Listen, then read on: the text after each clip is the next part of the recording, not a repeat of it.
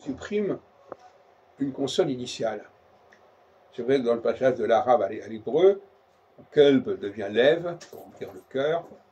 En anglais, le mot français peu devient feu, parce qu'on remplace le P par un F. Donc en parenthèse, d'ailleurs, le P, quand il est combiné avec le H, devient un F. Et en anglais, le mot français question, qui se prononce question, devient question en anglais, comme le mot guerre, qui se prononce guerre, devient guerre, et après war en anglais.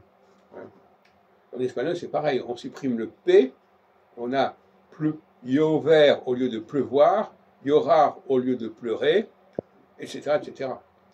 Donc, il faut faire attention à ces questions de préfixes.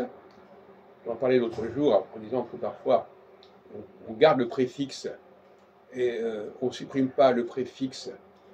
Là, c'est pas une préfixe d'ailleurs. On ne supprime pas le préfixe de l'article, par exemple, en arabe. Quand on prend les mots arabes en français, on garde le préfixe. C'est ridicule. Au lieu d'avoir chimie, on devrait avoir chimie. Bon, et pendant un certain temps, on a eu alchimie, on a eu algèbre, on a eu alcool, etc.